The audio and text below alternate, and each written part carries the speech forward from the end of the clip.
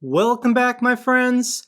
Currently, we're on day 200 of Russia's disastrous invasion of Ukraine, and the last week has been very impressive for the Ukrainian military as Russian forces continue to flee Ukraine's Kharkiv counteroffensive in a stunning rout. Russia confirms what is clearly a frantic withdrawal of their soldiers towards the Donbas region as Ukraine's military counteroffensive steamrolls deep into Russian-occupied territory. And here's the live reaction of everyone in the world over the last week with Ukraine's military success.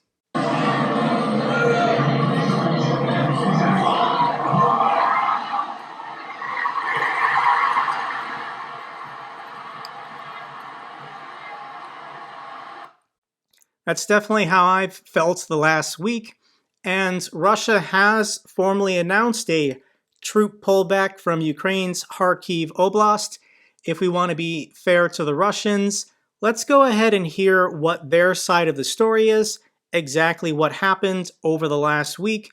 This is the Russian ministry spokesperson, and this is what Russia has to say about Ukraine's counteroffensive. Специальной военной операции по освобождению Донбасса принято решение перегруппировать российские войска, находящиеся в районах Балаклеи и Изюма, для наращивания усилий на Донецком направлении.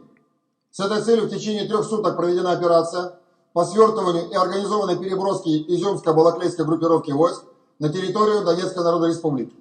В ходе этой операции проведен ряд отвлекающих и демонстрационных мероприятий с обозначением реальных действий войск. В целях недопущения ущерба российским войскам по противнику наносилось мощное огневое поражение с применением авиации, ракетных войск и артиллерии. So what they're saying is that a decision was made to strategically regroup to the Donbas region. They didn't really want to hold on to Kharkiv anyways. So let me go ahead and translate what he's saying. Russian troops are retreating victoriously. The Ukrainian army runs after them in a panic.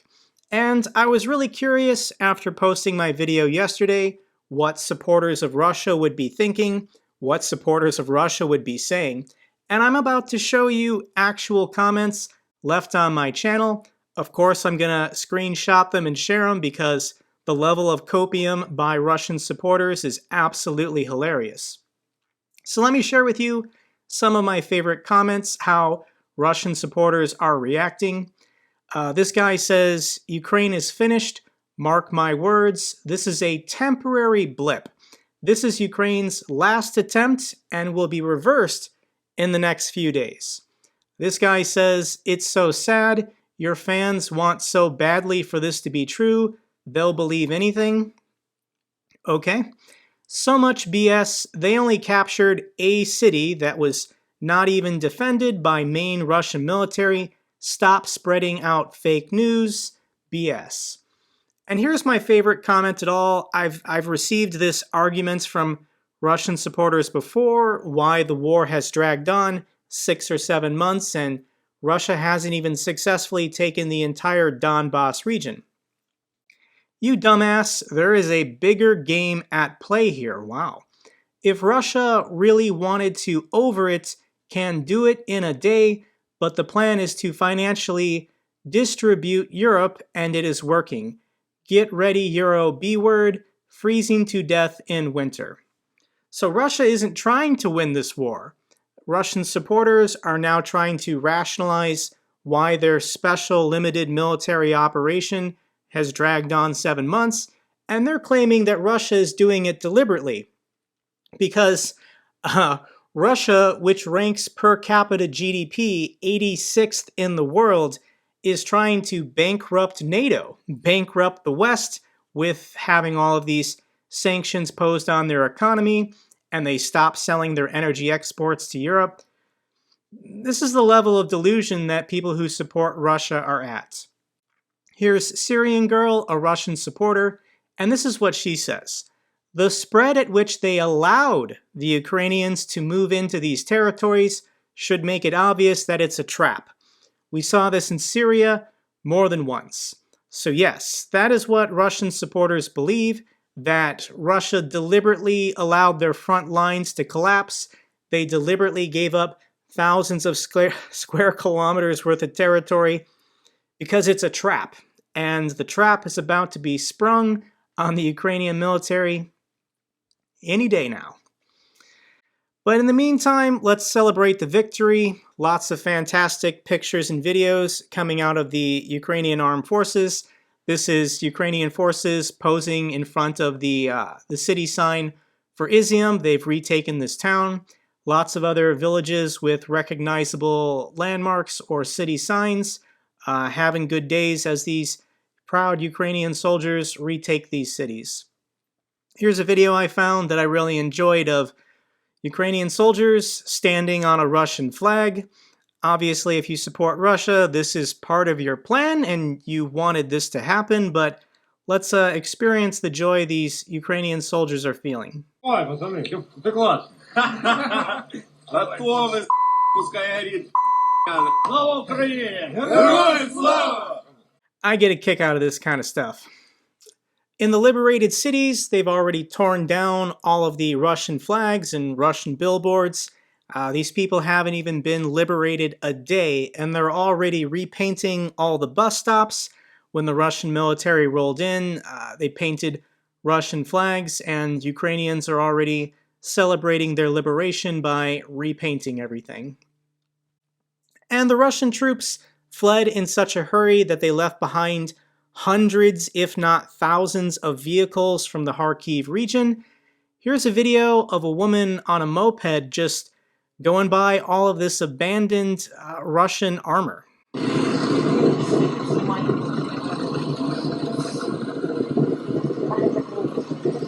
Я вас не снимаю, мне ребенку показал, не переживайте.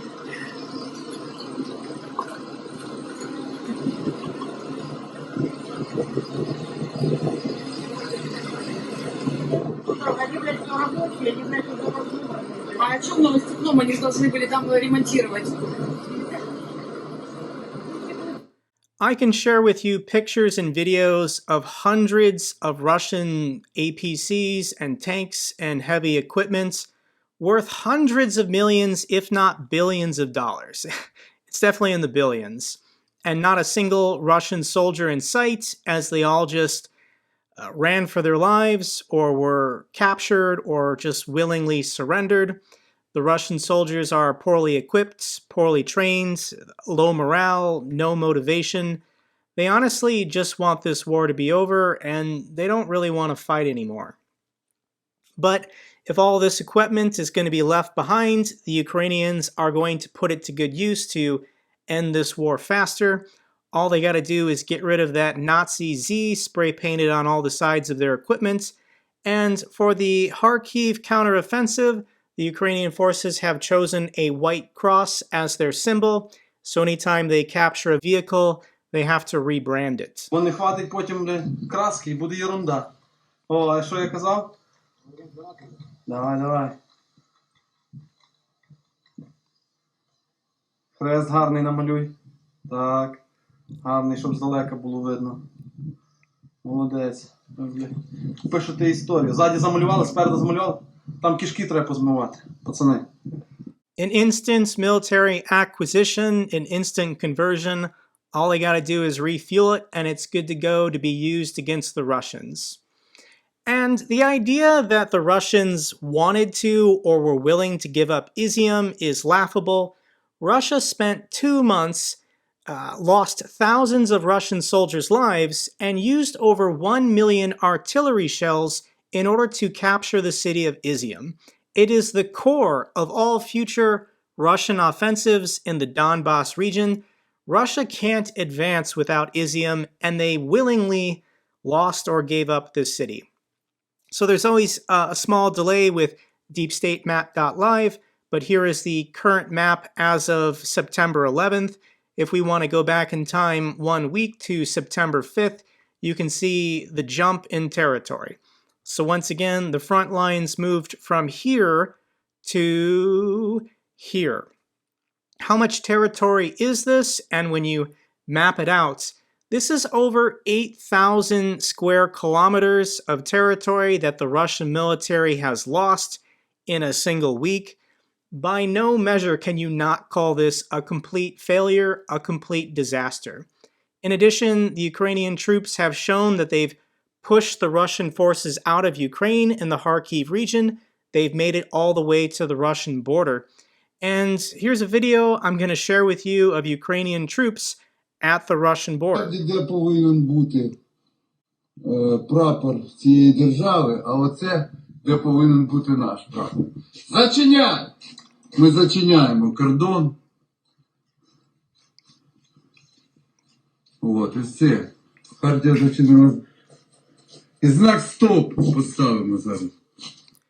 So the Russian border guards were either killed, captured, or fled when they saw the Ukrainian military coming. So the Ukrainian military took down the Russian flag and put up a Ukrainian flag. If the Ukrainian military wanted to invade Russia, they could do it at this point. There's no resistance being offered by the Russian military.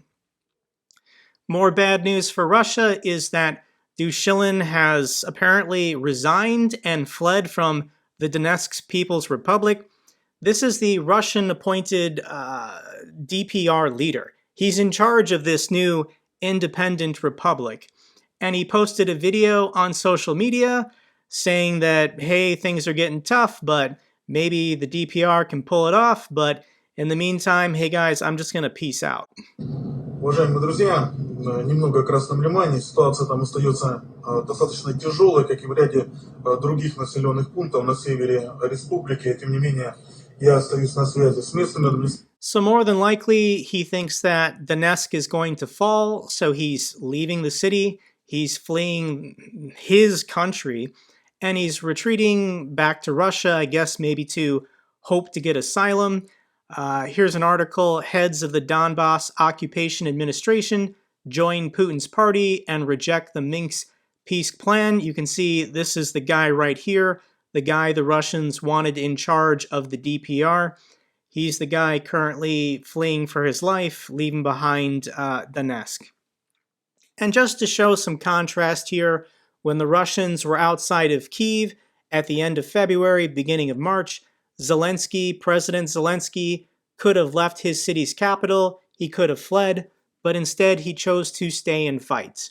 Where is the same spirit from these Donbas fighters, these Donbas separatists? The first sign of trouble for the Russian military, and this guy flees for his life. How is Russian state media handling all of this bad news? And someone put together a 5-minute montage clip of how Russian state media and propaganda is coping with the collapse of their military. I'll just show you the first 20 seconds, but I'll link this down below. Мужество нашим воинам, которые сейчас действительно занимаются очень важным делом и сопротивляются громадной орде, подготовленной на Западе, по-другому и не скажешь. So this is a common line used by Russian propagandists. It's not actually the Ukrainians defeating their military, because the Ukrainians are cheating and they've been trained and equipped by that evil Nazi NATO Western governments. That's how they're going to rationalize going forward in the future why their military is losing. It's not Ukraine defeating them, it's NATO. Here is the queen propagandist for Russian state TV, Olga, and this is her reaction on air to losing the Kharkiv region. Если кто-то сомневается в том, что Российская Федерация одержит победу, то хочется еще раз задать вопрос, как, кто, при каких обстоятельствах, используя какие методики, планирует и надеется победить ядерную державу, в каком смысле это должно произойти, куда мы должны деть свое ядерное оружие, и вообще, какие в целом у этих людей. So her argument is basically, hey, Russia has nukes. That means Russia isn't allowed to lose. I guess the secret is out that if you have nuclear weapons, that means your military can do whatever it wants. It can attack and invade whoever it wants. There's no way to defeat a nuclear power. Checkmate for Russia. And I do have the answer. How do you defeat a nuclear power? And it's through economic sanctions and pressure. I'm calling it now. At some point in the next couple months, there's going to be an economic collapse of the Russian Federation and a political revolution of some kind in which Putin will be removed from power. So to answer her question, how do you defeat a nuclear power? It's through an economic and political collapse of your government. So I think at this point, there might be some reflection needed. What the heck happened the last 7 months, as the world's intelligence agencies all got all of this wrong for this war. The CIA director says Russia's Ukraine invasion officially is a failure. This is William Burns, the head of the CIA, has said Vladimir Putin's invasion of Ukraine can already be judged as a failure, as Ukrainian troops continue a counteroffensive against Russian-occupied forces in the northeast. So all of the world's intelligence agencies were claiming that if Russia invaded Ukraine, Ukraine wouldn't last a couple weeks. The Ukrainians wouldn't resist, they wouldn't fight. And I want to show you this article from foreignpolicy.com. This was published January 21st, a month before the war. And foreign policy experts, intelligence experts in the West were saying, the West's weapons won't make any difference to Ukraine. If Russia chooses to invade Ukraine, they can't possibly resist. Zero chance of them winning this war. Everyone got it wrong in the professional foreign policy and intelligence community. And I would argue that Ukraine is amongst the most responsible and effective recipients of United States security assistance in history. They deserve much more. Every dollar makes the world safer. So I'm an American. For people in America, the biggest pro-Russian argument that they can make is by sending billions of dollars worth of money or military aid to Ukraine, that money is being wasted because Russia can't be defeated. And the last week has silenced all of those critics. Russia can be defeated and will be defeated. And I would argue that a return on our money for world peace, you can't get a higher return than right now by supplying weapons to Ukraine. A $40,000 Javelin missile taking out a $2 million tank, that is $2 million worth of savings that the entire world is receiving by destroying that tank. The United States and NATO is never going to get a better chance to cripple the Russian military, this fascist regime, this autocracy that Putin has been ruling for 22 years. Final clips I want to share with you. One is of this Ukrainian colonel that led this counteroffensive in Kharkiv in the city of Balakalia. They had a flag-raising ceremony to celebrate the liberation of this town. Let me just show you about 30 seconds of this man speaking. Ми сьогодні завершуємо крапку звільнення Балаклія, першого великого міста, під час нашого наступу. І я впевнений в тому, що це не останнє місце. У нас попереду Куп'янськ, який вже наполовину взятий нашими військами, попереду Ізюм, ну і багато інших.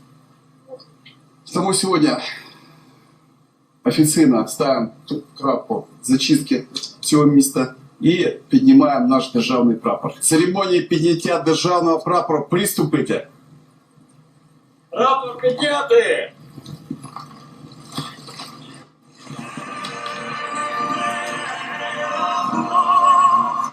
All right, they're going to raise the flag and do a salute. But I want to share with you the Ukrainian national anthem being played by Ukrainian soldiers who brought their instruments into the war zone. So this is a city they've just liberated, and this Ukrainian band is going to perform Ukraine's national anthem in this recently liberated city.